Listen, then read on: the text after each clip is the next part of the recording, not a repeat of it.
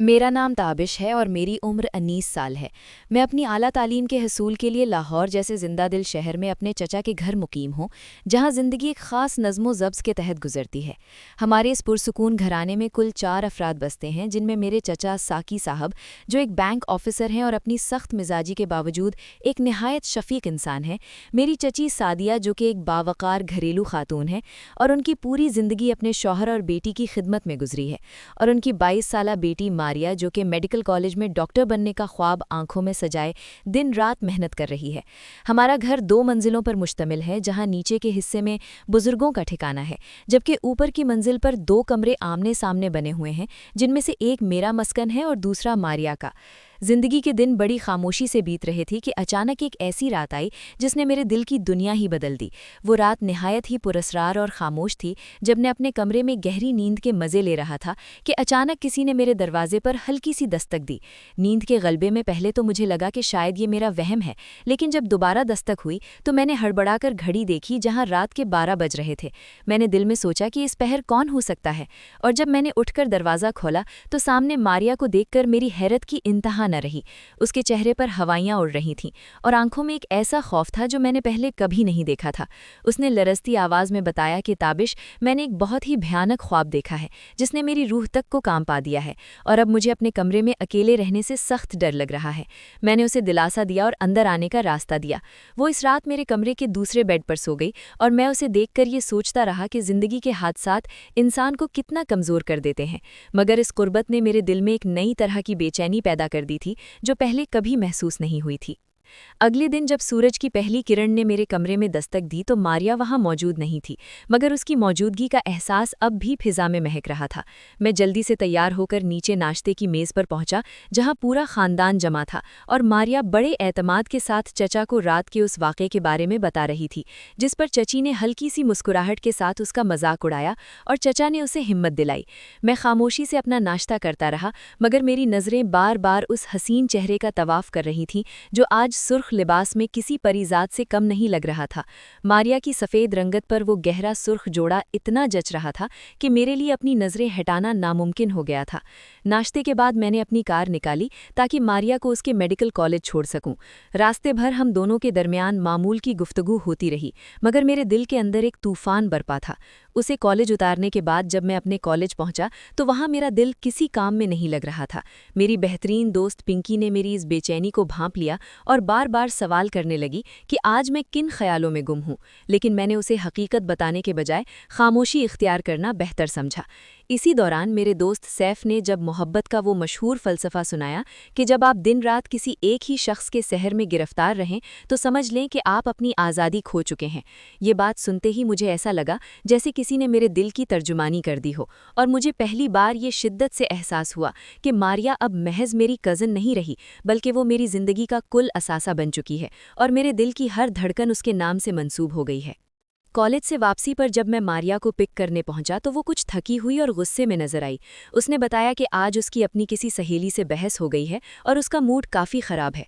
मैंने उसे हंसाने के लिए चंद लतीफ़े सुनाए, और जब उसके लबों पर वो जादुई मुस्कुराहट बिखरी तो मुझे ऐसा महसूस हुआ जैसे कायनात के तमाम रंग मेरे गिर्द रक्स करने लगे हों।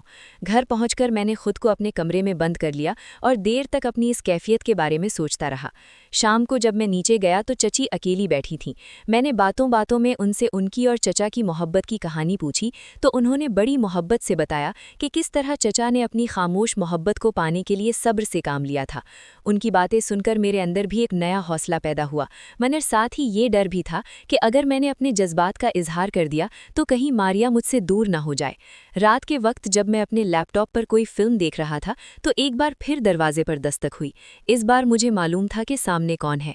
मारिया ने अंदर दाखिल होते ही मुझसे वादा लिया कि मैं उसका मजाक नहीं उड़ाऊंगा, क्योंकि उसे आज भी अपने कमरे में जाने से डर लग रहा है। मैंने उसकी मासूमियत पर दिल ही दिल में सदके वारी जाते हुए उसे खुशामदीद कहा। वो बेड पर टेक लगाकर बैठ गई और मुझे अपनी पढ़ाई जारी रखने का कहा। मैंने महज उसे मुतासिर करने के लिए एक ज़ख़ीम किताब तो सामने रख ली, मगर मेरा सारा ध्यान उसके चेहरे की लकीरों को पढ़ने में था। वो थोड़ी ही देर में गहरी नींद सो गई, मगर मेरी आंखों से नींद कोसों दूर थी, और मैं बस यही सोच रहा था कि ये कुर्बत मुझे किस मंजिल की तरफ ले जाएगी, जहां या तो मुकम्मल सुकून है या फिर अबदी बेचैनी।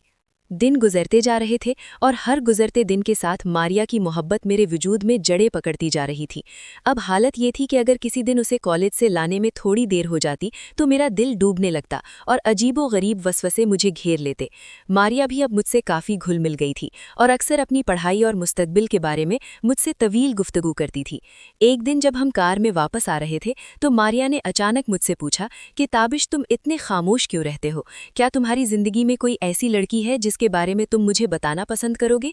इसके इस अचानक सवाल ने मेरे होश उड़ा दिए और मैंने बड़ी मुश्किल से अपने जज्बात पर काबू पाते हुए कहा कि अभी ऐसा कुछ नहीं है। मारिया ने शरारत से मेरी तरफ देखा और कहा कि मुझे लगता है कि तुम किसी बहुत गहरी सोच में रहते हो और तुम्हारी आंखें बहुत कुछ कहती हैं।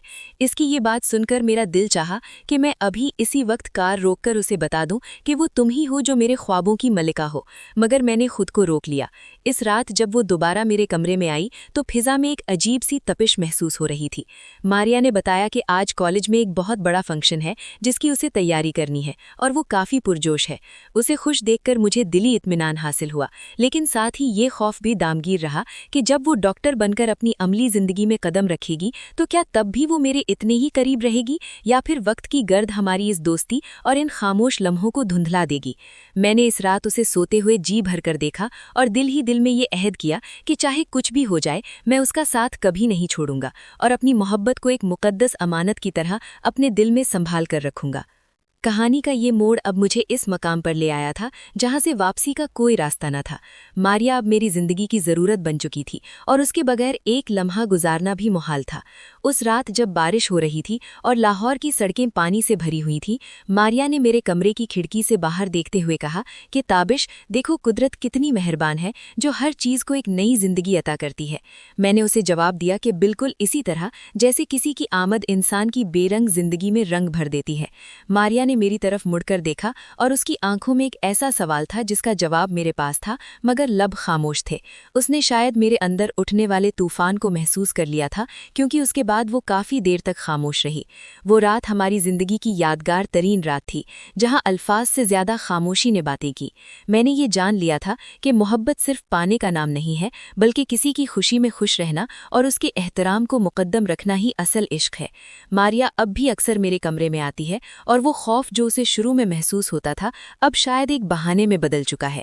मैंने अभी तक उसे अपनी मोहब्बत का हाल नहीं सुनाया, लेकिन मुझे यकीन है कि मेरी आंखों की चमक और मेरा हर अमल उसे ये पैगाम दे रहा है कि वो मेरे लिए कायनात की सबसे कीमती हस्ती है।